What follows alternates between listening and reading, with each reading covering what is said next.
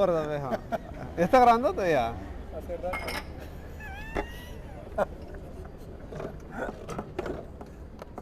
Se lo va a cortar, se lo pone a China. Oye, Chaco, ¿cómo llegaste a la necesidad de hacer un...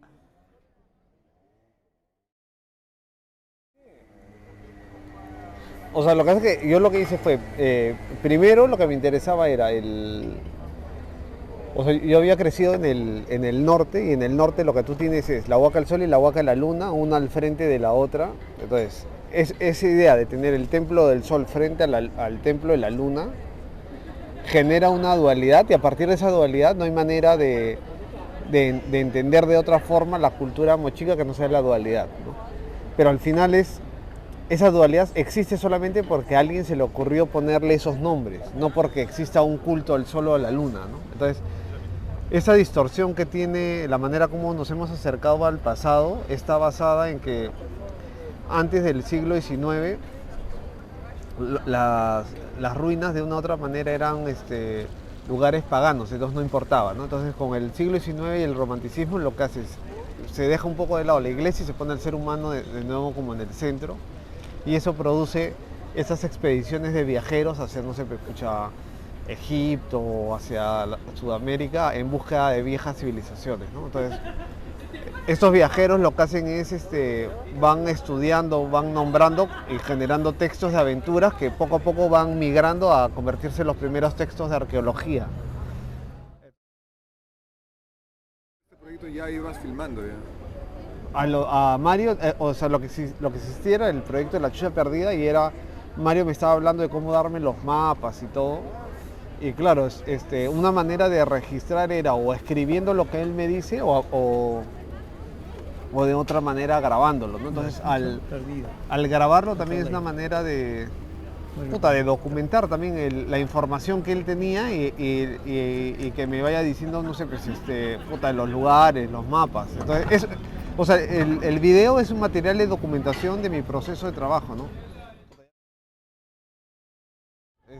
Yo prefiero llamarlo, es un ensayo documental, porque al final es como si estuvieras mirando mi bitácora. O sea, sí, o sea, creo que si fuera un documental, de repente yo debería tener una posición más clara y tener una voz en el documental, y en realidad yo no tengo ni siquiera una voz. Lo que es, yo estoy conduciendo el taxi en el que vas, pero no estoy poniendo mi punto de vista frente a lo Mario o mi punto de vista frente a lo de Alfa y Omega, ¿no? Ni mi punto de vista frente a lo de la sociedad o lo de la imagen paterna que habla. O sea, estoy ahí, pero no... Es más, en ningún momento ni siquiera presento a los personajes. Entonces, en ningún momento tú sabes quién es quién, ¿no? Entonces se convierte casi como quién ojea o quién está husmeando en la libreta o en la bitácora de alguien. Yo creo que, o sea, definitivamente, o sea, mirándolo con distancia, es mi cabeza. Y hay otro personaje que finalmente está como en un segundo plano, pero que es importante, que es el azar, ¿no? O sea, el hecho de que aparezca Mario, que Mario me dé unos mapas, que esos mapas realmente conduzcan a la chucha, y luego que Mario muera, que vaya a visitar a la esposa, que la esposa me dé un texto que ha recibido de manera telepática en un sueño. Eso lo vamos a descifrar a una iglesia que tiene una Biblia latinoamericana que también habla del Padre, que era lo que decía Poi, que también tiene su bandera, que nos dan los rollos para poderlos transmitir, que luego ese personaje muere, y el día que muere, a los 2 días que este personaje muere, el presidente renuncia. Es una serie de situaciones, o sea, a grosso modo, unidas por el azar. Ahora, dentro de cada escena, el hecho de transmitir, y que ese día que transmitimos aparezca un globo, un extraterrestre en una gasolinera, que luego sea un globo, o sea, hay un azar que ha ido construyendo el guión, ¿no? O sea, porque es una persecución de lo que nos está de lo que va ocurriendo, ¿no? O sea, está editado, o sea, no tiene un orden lineal en el sentido de que, claro, va saltando de una idea a otra, pero la edición está hecha de manera lineal. O sea, los hechos nosotros íbamos grabando y se iba editando para mi chamba, porque era para una exposición o para algo. Entonces, cuando tú ves el documental, el documental en términos de tiempo es completamente lineal. O sea, no hay una escena que venga después que se haya editado o insertado al inicio, ¿no? O sea, no tiene saltos en el tiempo, o sea, es como, pucha, personaje que aparece, personaje me manda a otra situación, esa situación me manda a otra y está el lineal. Lo que hace es que es tan delirante que al final estás como en un viaje que no llegas a entender con claridad qué ocurre, pero el tiempo es lineal, está editado de manera lineal, tal cual ha pasado, ¿no? Que no se siente, que eso es lo raro, ¿no? Cuando lo presenté en Lima, pucha, lo que pude entender es que hay dos grupos. Está un grupo más como de artes plásticas que lo que hacen están más acostumbrados a permitirse un viaje y digerirlo después. O sea, es como entrar a una exposición y en la exposición finalmente, pucha, dialogar con las piezas y luego entender, puta, o ir viendo qué es lo que tú, pucha, has percibido, ¿no? Y luego tienes otro grupo de gente que lo que necesita es saber de antemano qué cosa es lo que está mirando, o sea, en qué categoría está, para con esa herramienta digerirlo, o sea, como hacer la digestión, o sea, entender qué es lo que va a consumir para saber finalmente cómo afrontarlo, ¿no? Entonces hay gente que necesita saber de antemano si eso es documental o es ficción, si los personajes son ficciones o son reales o qué cosa es. Y con esas herramientas, pucha, sentarse a digerir el producto, ¿no? Y hay otra gente que lo digiere al final, o sea, que simplemente se permite, que es más de plástica. Sí, porque, o sea, alguien que venga de cualquier, o sea, no sé, que venga del cine o que venga de la literatura o que venga, no sé, de cualquier otro lugar y finalmente puede hacer arte, performance, lo que quiera, no tiene las estructuras, simplemente lo va a hacer y eso le permite una libertad que no está necesariamente rompiendo reglas, sino simplemente está haciendo lo que tiene que hacer, porque tampoco no es que sepa las reglas para romperlas. Pero bueno, en cambio, yo como de artes plásticas, si quiero hacer a la hora de hacer artes plásticas, puta, posiblemente cumplo más las reglas, porque como las tengo interiorizadas, me es más difícil romperlas, ¿no? En el cine, puta, yo no tengo las reglas del cine, entonces simplemente he hecho lo que me ha provocado hacer.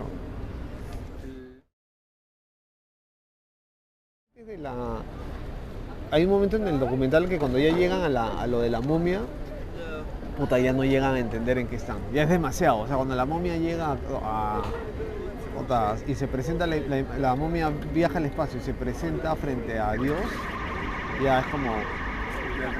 Y es demasiado porque... Si tú continúas y sí, pero si te permites, te das cuenta que ahí se vuelve a conectar el documental, pero es como... Hay gente que se está bajando, ya no aguanta y se baja antes de que la montaña rusa vuelva a bajar, pues, ¿no? Sino que piensa que va a seguir subiendo y claro, ya puta, ha venido subiendo y de pronto... En realidad la mitad de la película empieza el entendimiento de la película, sí. porque ya los llevaste demasiado lejos, ¿no? Lo que pasa es que él se había ido a la selva a estudiar grupos no contactados y en esa cuestión de grupos no contactados descubre la chucha perdida de los incas. De hecho sí, él tiene toda una idea de para qué fue arqueológicamente la ruina, pero él a partir de eso lo que quería hacer era una película que hablara sobre él ahí y que finalmente su esposa lo despertara, ¿no? Era como ya otro guión, más como de ficción, ¿no? O sea, ese es un guión que no te interesa. No. ¿Nunca te interesó?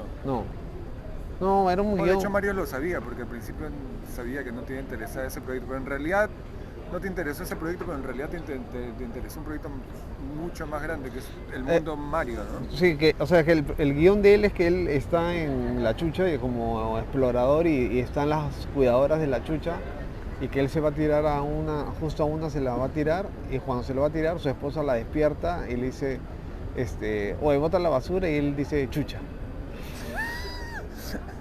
Oye, pero cuando hacemos la película el comercial del explorador, ¿tú le dijiste a Polly que venga vestido de explorador? Porque tenía que ser un científico, ¿no? Sí. Y por eso era en la Facultad de Ciencias de la Católica. ¿Y por qué vino como explorador? Creo que era un traje que tenía, ¿no? No me acuerdo, o sea, no tenía el casco. ¿No le dijiste que viniese como...? No, porque él... O sea, no, en esa época no había ni siquiera presupuestos para... ¿Sabes que él vino con el traje de explorador y él quería que tú le hicieras la película de la chucha perdida de los incas? Tú no le querías hacer la película y en realidad él viene con el traje de explorador. Pucha, me había olvidado, ¿ah? Me había olvidado porque... Ese era su sueño, ¿no? Puta, que me había olvidado porque O sea, lo que pasa es que él no quería esa película, sino quería que se le haga como 3 películas. Que una era la Chucha Perdida, después era la película... Que psicoanalizaba a la chica y la violaba, creo. Sí, y después era la otra, ¿cómo es? Una exposición de arte que él entraba. Sí, en la Mirocruzada. Y había otra que era la película, ¿cómo se llama? Puta, Corpo... Esa que era que puras lisuras para que la gente se ahogue en el cine, ¿te acuerdas? Sí. Que eran puras lisuras y la idea era que sea toda la película construida en base a lisuras y que la gente pueda empezar como terapia en el cine a decir cochas madre, imbécil, y eran esas 3 películas, entonces nos hablaba de los 3 guiones a la vez para tantearnos creo que cuál hacíamos. Pero claro, o sea, nos hablaba de un montón de proyectos que tenía en la cabeza.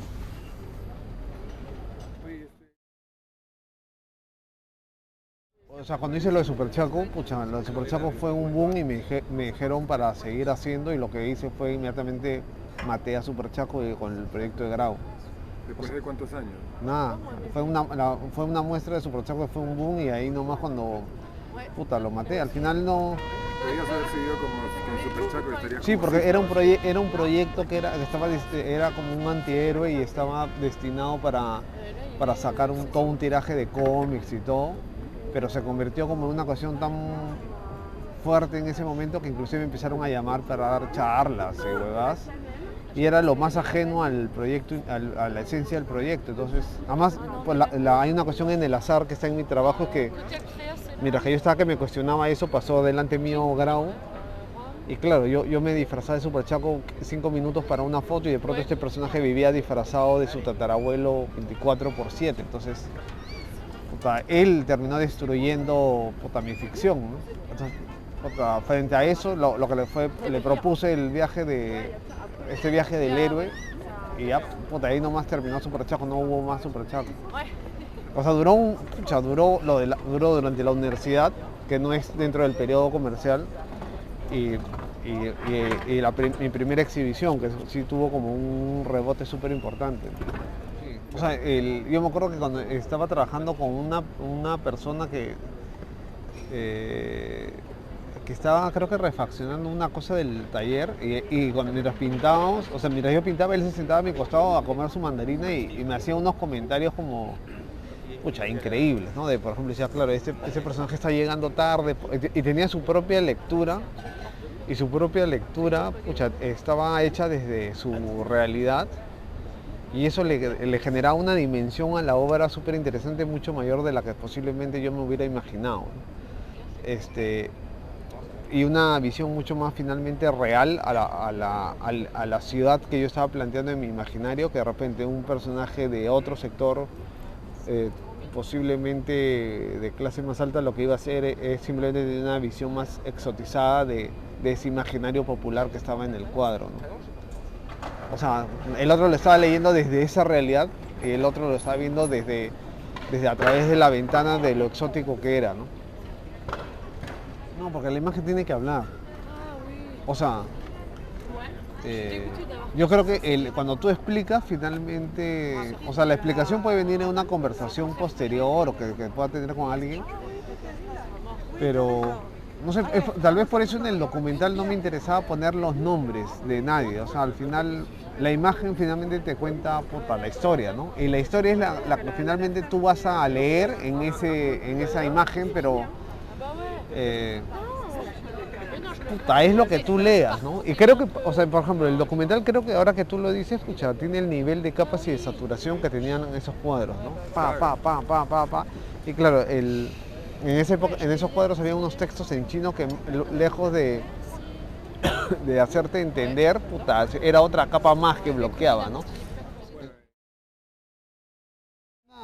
Yo me veo más como una cosa medio rara, que es como un artista plástico documental.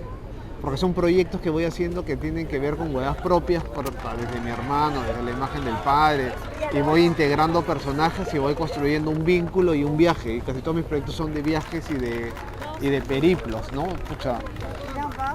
Y lo que hago es que Usa lo que necesitas. uso lo que necesito. O sea, la pintura, la escultura, la foto, el video son herramientas, y al final yo veo qué herramientas necesito para mi discurso, pero la herramienta no es mi discurso. O sea, no es que el video sea mi discurso.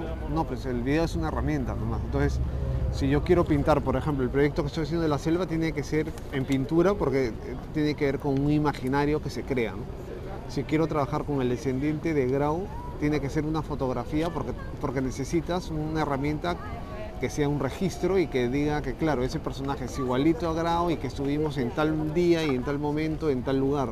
Entonces necesitas una herramienta que sea una herramienta más como de registro, ¿no? En otro caso necesitas una herramienta que sea más como imaginativa, que puede ser la pintura, o en otro caso, pucha, el video que te permite registrar y ficcionar al mismo tiempo. Entonces, depende de qué es lo que necesites. Donde me acuerdo me decía, lo más loco a veces de entender es que tú estás agarrando personajes reales y llevándolos a tu propio paisaje. Y ahí se convierte en otra cosa, pero no dejan de ser personajes reales, pero están en tu paisaje. O sea, el Grau no es alguien a quien yo le he dejado que se deje la barba, es Grau y él habla, yo estoy registrando lo que él habla, ¿no? Por ejemplo, hay un personaje que sale con unas antenitas, que pucha, es como, tú podrías pensar que es un actor o una caricatura. Él es decano de música de la Universidad San Ignacio de Loyola, él es profesor del Conservatorio de Música, dicta cursos sobre religión en la Universidad Católica y ha estudiado un doctorado en San Diego sobre música y tecnología, y él construía radios y tenía un proyecto de radios, de transmisores de radios para generar unos paisajes sonoros en la carretera. Entonces, claro, el huevón está ahí porque cumple todas las especificaciones para ser el huevón que iba a transmitir, y él había estudiado los de Alfa y Omega, porque es parte de las religiones alternativas de lo que enseña la católica. Entonces es un personaje exacto. El grupo que está ahí es Bluba, que uno de sus primeros discos se llama Alfa y Omega, y es un grupo que se dedica desde los años 90 a hacer música electrónica experimental con especialidad en todo lo que es ufológico, ¿no? Si tú pones internet en YouTube, se dedican al tema como ufológico. Entonces, claro, en realidad están ahí y son ellos, pero la combinación hace un delirio que podría parecer ya como una actuación.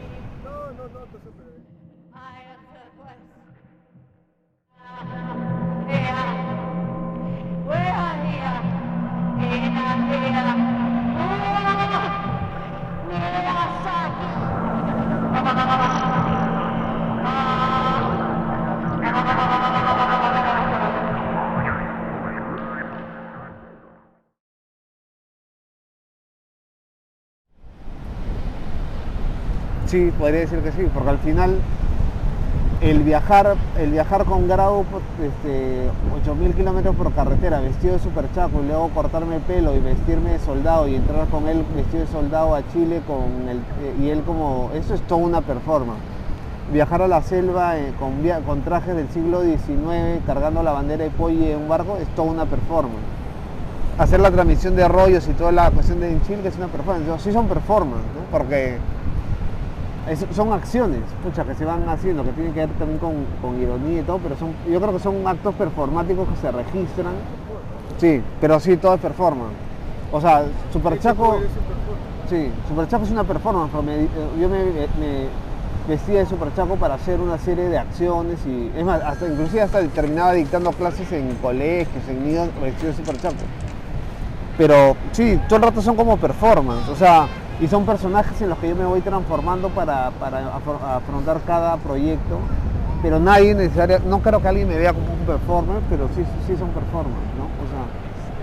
O sea, las performances que hago creo que están pensadas con el desplazamiento a un lugar y no necesariamente con el ser ejecutadas en un cubo blanco, ¿no?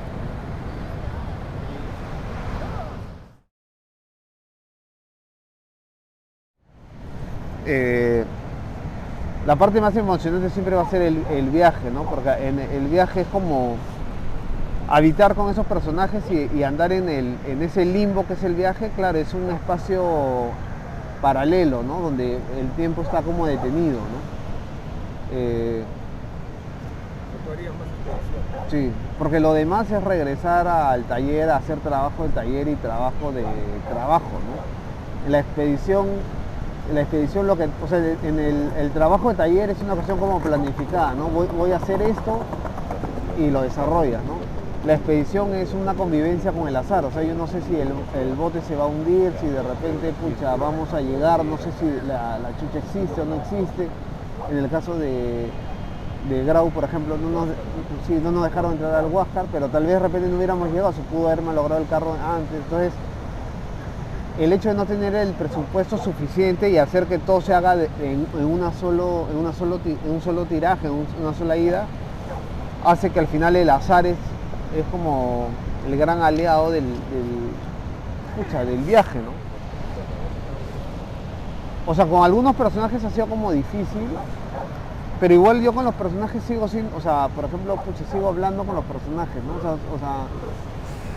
Siempre, hablo con ellos, paro con ellos, o sea, me reúno a ir a comer chifa. O sea, en realidad no es que sean personajes, porque hay un vínculo real y hay una amistad, y son finalmente mis amigos. En el viaje puede haber tensiones como productos del viaje, pero eso no implica que cuando termine, nos extrañemos, ¿no? Puta, es como el viaje que te puedes pelear. Sí, o sea, ahí es imposible no desarrollar un vínculo de una convivencia, ¿no?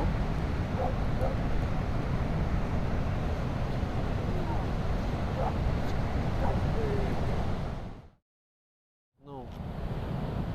Porque Poggi lo que dice en el documental es que él, de la gente que sale en la cárcel, que estudia en la cárcel, el 90 y tantos % es hijos de madre soltera, pero no de padres solteros. Hijos de padres solteros. Que no encuentra hijos de padres solteros en la cárcel. Pero de padres solteros no. Y dice, el padre es el que pone la moral, ¿no? Y hace una cosa así. ¿Qué es eso? Ya. O sea, por ejemplo, yo había trabajado lo de mi hermano. O sea, los superchacos se construyen en base a la sombra que es mi hermano. Lo de Grau es en base a la sombra que es su bisabuelo para él. Lo de Maradona también es el doble Maradona. Lo de O'Higgins construye su personaje en base a su tatarabuelo. Entonces sí hay una cuestión de dobles. Pero la imagen paterna la tengo mapeada a partir de Pollo. Antes no. Una regresión para que pueda apuntarle a su papá que estuvo un poco ausente.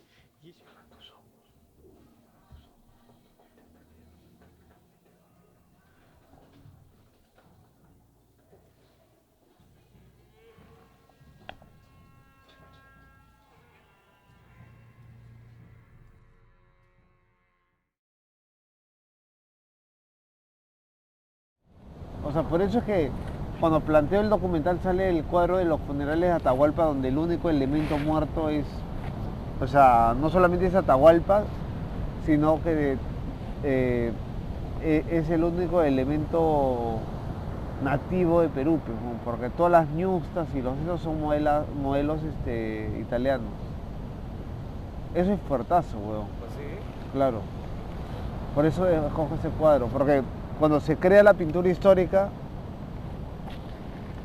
que aparece en el siglo XIX, aparece con la fundación de las repúblicas y es parte de construir los mitos de estas nuevas repúblicas. Entonces, la pintura histórica de México es alucinante porque, claro, ahí muestra la barbarie española, y en el cuadro de los funerales de Atahualpa de Luis Montero lo que tienes es que todos los modelos eran italianos, los modelos, menos el Inca, que era un pintor arequipeño que muere y Luis Montero le hace un retrato. Entonces es parte de una casualidad, pero termina siendo significativo porque el único que tiene rasgos indígenas es el muerto. ¿No esto que las gordetas? Entonces, por eso es que me parece paja, porque al final es como la única sociedad muerta en ese cuadro es el pasado, que es lo que en otros países se reivindicaba, ¿no? Por eso sale ese cuadro en el documental. A mí me parece como significativo esa casualidad que no se ha dado cuenta de Montero y de pronto termina teniendo una potencia fuerte, ¿no? Porque todo el futuro que se plantea en ese inicio de república no está incluido la cuestión indígena, que es solamente sale como el elemento muerto, ¿no? Yo creo que lo que hago es la oportunidad de crearles el mundo, un mundo en el cual ellos ya lo habitan y hacer que ese mundo sea un poco más grande para yo habitarlos con ellos y tener una aventura en el sentido de poder viajar. O sea, Grau ya se sentía Grau antes de conocerme, pero de pronto estaba viajando con 8 personas, pucha, a buscar el Huáscar, ¿no? Pero creo que el tinte que podría tener Miedo de Perdedor no necesariamente está por ellos, sino por lo que simbolizan los héroes en nuestra patria, ¿no? De repente el hecho de darle la oportunidad de que él se mimetice completamente con Grau, interesante porque finalmente él se educa con su abuelo y su abuelo, que termina de una otra manera siendo una imagen trascendente, él y casi paterna, es el que le pide hacer la promesa de que cuando cumpla 44 años se deje la barba. Entonces sí hay una conexión directa con un vínculo de figura paterna.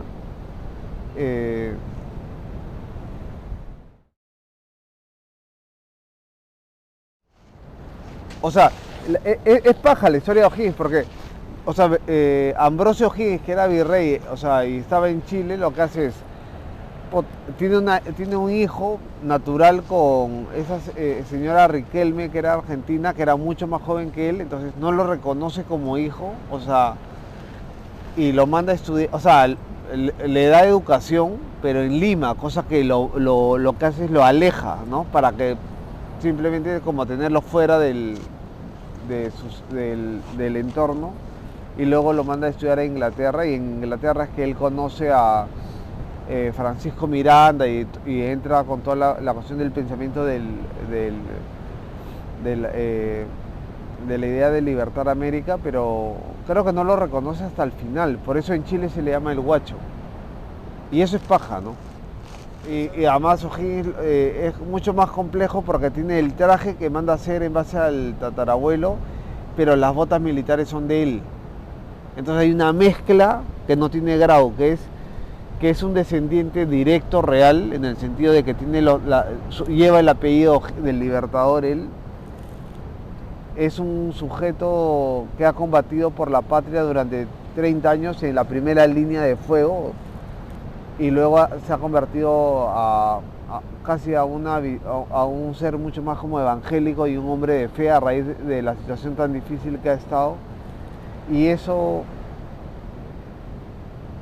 es mucho más potente en el caso de Grau, porque él termina dando estos mensajes de paz que lo que hacen es convertirlos como en esa imagen de oradores evangélicos que sí lo que vienen es a reforzar la imagen paterna en una sociedad que no la tiene, ¿no?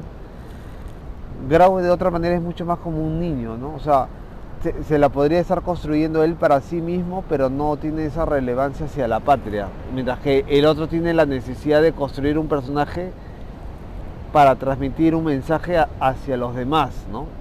Grau es el mismo, O'Higgins sí es otra cosa mucho más compleja en ese sentido.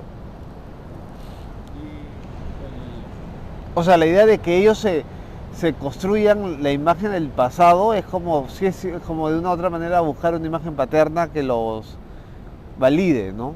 O sea, ¿cuál es la necesidad de que tú finalmente construyas tu identidad, la mimetices con un antepasado que es reconocido como padre de la patria o padre, en ambos casos, uno es padre de la patria, Grau, y en el otro caso O'Higgins igual es el padre de la patria en Chile, ¿no? Pero ¿en qué momento tú dejas de tener tu propia identidad para mimetizarte con la imagen de un padre de la patria? Si hay algo que es interesante ahí.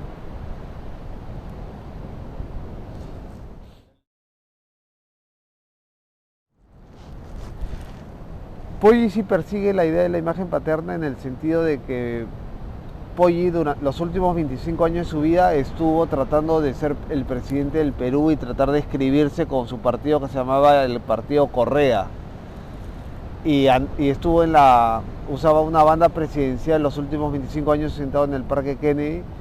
Y yo creo que cuando él ya sabía que se iba a morir y yo lo estaba filmando, por eso decide independizarse, ¿no? Porque eso lo convierte en padre de su propia nación, ¿no?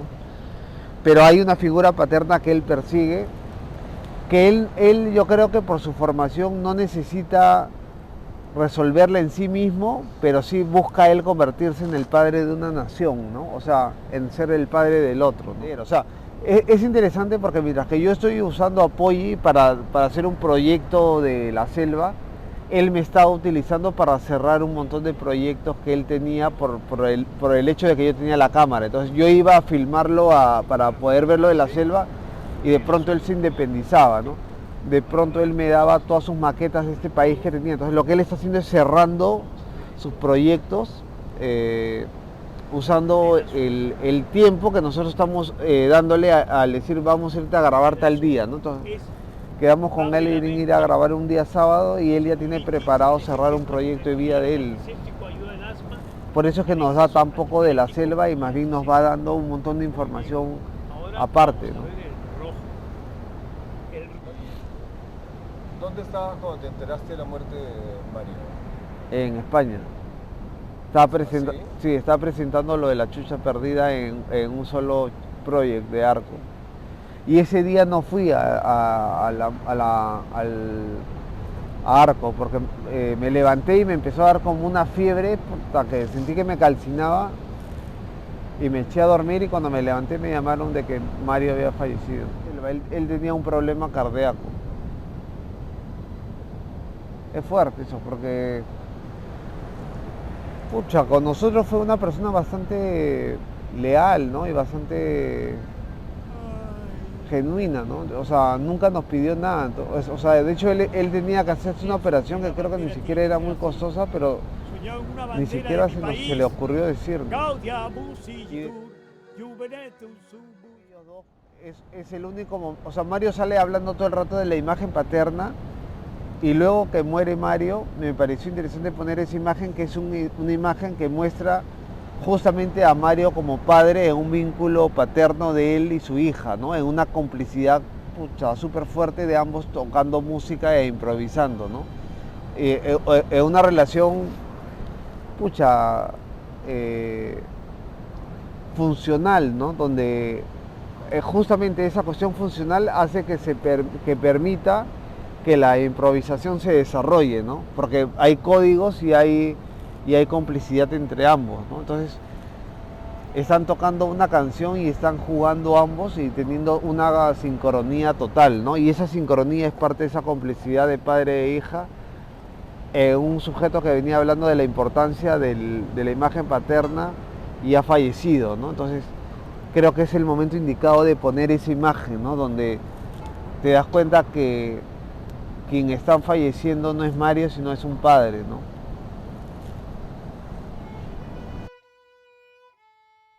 No, porque yo creo que yo cuando viajo a la selva y encuentro lo de la ruina y regreso, Mario como que se emociona, porque me dice que hace 20 años contaba la historia y nadie le hacía caso, y yo lo que me quedé es con un montón de preguntas. O sea, si las hubiera tenido, hubiera ya tenido las respuestas, no hubiera habido necesidad de ir a buscar a la esposa. Pero Mario lo que me dejó es con más preguntas que respuestas, ¿no? O sea, porque él finalmente creo que me utilizó para cerrar sus cosas. O sea, filmamos lo de las maquetas, filmamos una serie de cosas que él necesitaba hacer y dejarlas cerradas o registradas, pero tuvimos muy poco tiempo para hablar lo de la selva, ¿no?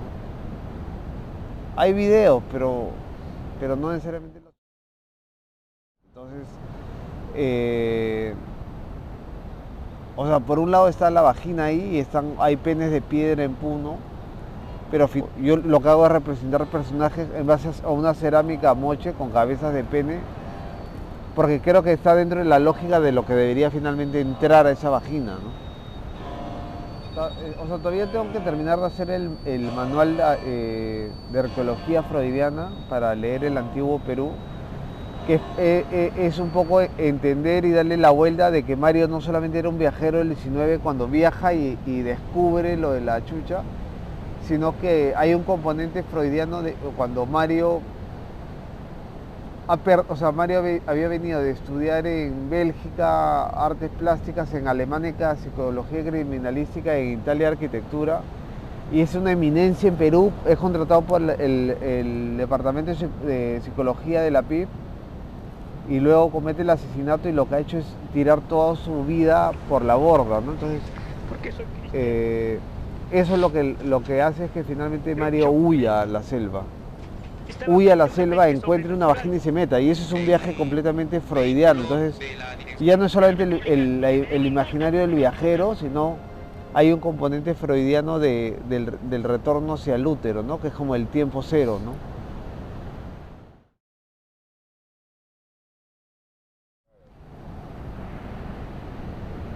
O sea, porque si el trabajo fuera tan estructurado como un guión, todo sería pérdida, pero como el socio estratégico del guión es el azar, termina habiendo una ganancia porque hay una manera de entender y de usar el azar hacia el proyecto y hacia la obra, ¿no? O sea, el giro de que Grau no entre al Huáscar termina convirtiéndose en el giro más importante del proyecto, ¿no? El hecho de que la ruina exista termina generando el giro más interesante en ese proyecto, ¿no? El hecho de que mandemos la señal y que la señal tenga una respuesta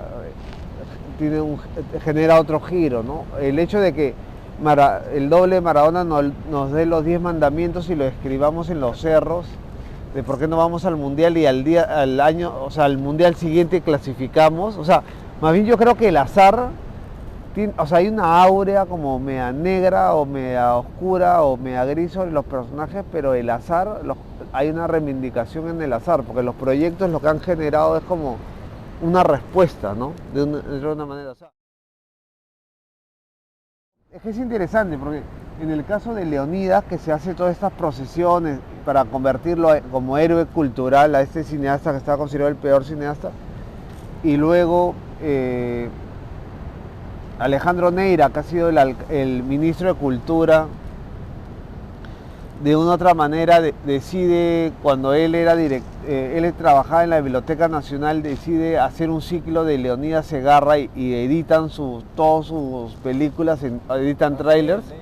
Sí. Y sale las películas de Leonidas, inclusive las que son eróticas, y sale con el sello del Ministerio de la Biblioteca Nacional.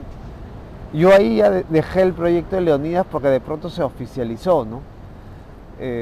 Yo con O'Higgins estaba haciendo unas transmisiones de radio con un transmisor que es de corto alcance y su voz se va perdiendo de manera poética en el aire conforme él avanza, y de pronto lo han llamado para trabajar en una radio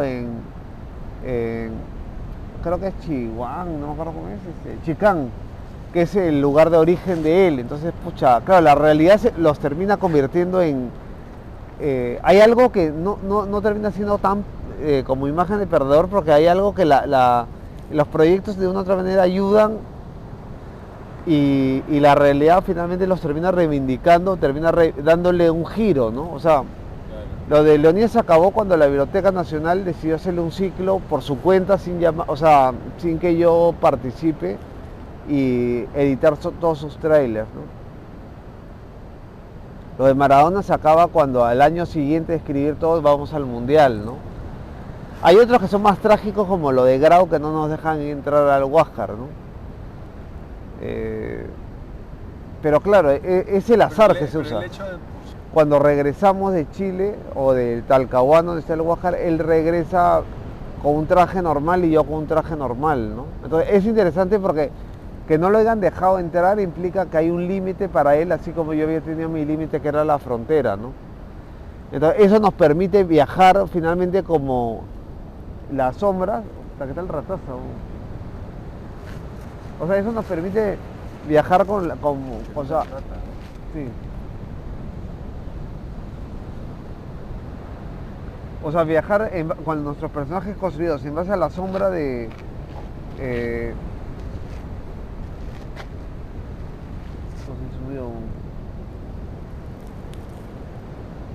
puto, vamos yendo porque igual hace un culo frío.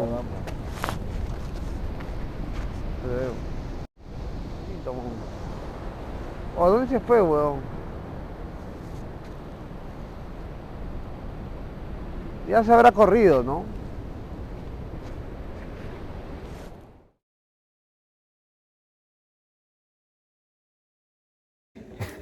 Ochaco, ¿qué significa meter reja?